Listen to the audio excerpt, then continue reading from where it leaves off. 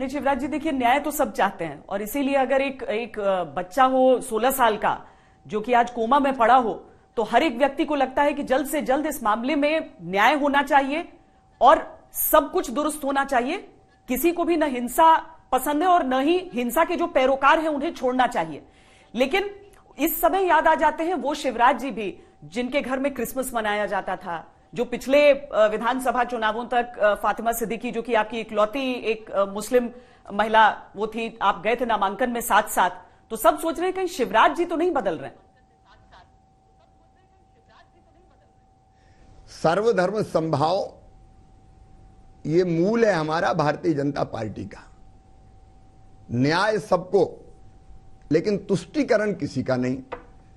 अब न्याय का कह के हम तुष्टीकरण करें, गड़बड़ करने वाले को छोड़ें, यह तो ठीक नहीं होगा। कांग्रेस तुष्टीकरण करती है, भारतीय जनता पार्टी की सरकार में न्याय होता है, सब सुरक्षित है मध्य प्रदेश में। भारतीय जनता पार्टी की सरकार में न्याय सबको, तुष्टीकरण किसी का नहीं। और इसलिए श्वेता जी, मैं बड़ी विनम्रता के साथ कह रहा हूं कि आप ओवरऑल, मैं ज्यादा पुरानी बात नहीं करता, 1.5 साल में जो हमने कार्रवाइयां की अगर देखेंगे तो अपराधी की जाति नहीं देखी, धर्म नहीं देखा। हर एक धर्म के लोग भी हैं जिनके खिलाफ कड़ी कार्रवाइयां हुई है, चर्चा में अब आई है, लेकिन लगातार कड़ी कार्रवाइयां चल रही हैं। पर ऐसा कोई भी हुआ है जहां पर कोई मुस्लिम पीड़ित हो और उसके लिए हिंदू पर कार्रवाई हुई हो? बिल्कुल। अब मैं चूंकि वो दुराचार की घटना हुई थी तो बेटी का नाम प्रकट करना ठीक नहीं है, लेकिन आगर जिले में आपने नाम लिया, मैं धर्म का नाम नहीं लेता, मेरे लिए उचित नहीं है वो, लेकिन वो कार्रवाई भी की हमने, वो भी घर गिराया। मुस्लिम बेटी के साथ दुराचार हुआ, करने वाला दूसरे धर्म से कोई था, तो उसके घर को भी बुलडोजर से गिराया गया है। मतलब बेटियों में कोई भेद कर सकते हैं? बेटियां बेटियां हैं, मेरे लिए तो देवियां हैं। उसमें मैं कोई जाति और धर्म देखने का पाप सोच भी नहीं सकता, मैं कोई सवाल ही पैदा नहीं होता।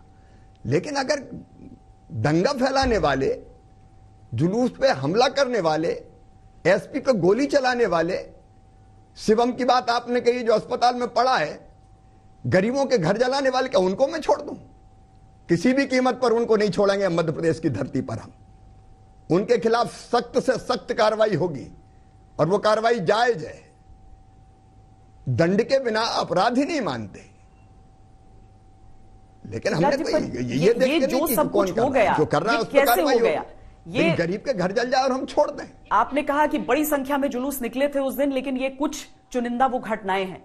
अब शिवराज सिंह चौहान का जो एकदम कड़ा रुख हम देख रहे हैं, जो दिग्विजय सिंह को पसंद नहीं आ रहा है। वैसे दिग्विजय जी बहुत नाराज हैं आपसे। शिवराज जी,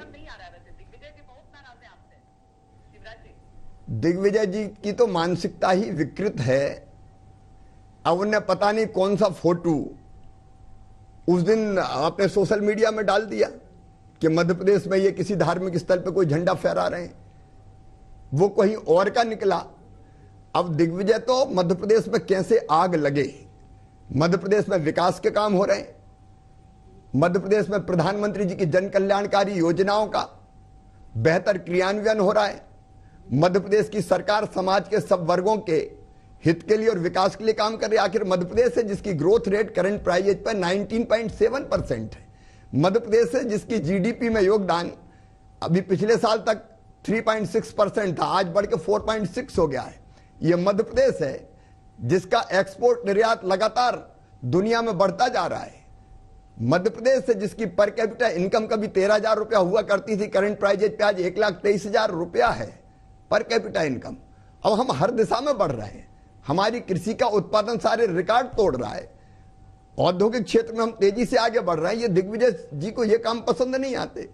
उनको तो गड़बड़ कैसे हो, आग कैसे लग जाए, दंगा कैसे फैल जाए, बस इसी से मतलब है। आतंकवादियों को महिमा मंडित करने वाले दिग्विजय सिंह, ओस्मा जैसे लोगों को महिमा मंडित करने वाले दिग्विजय सिंह, हेमंत करकरे जी जैसे शहीद का अपमान करने वाले दिग्विजय सिंह, उनकी मैं बात क्या करूं।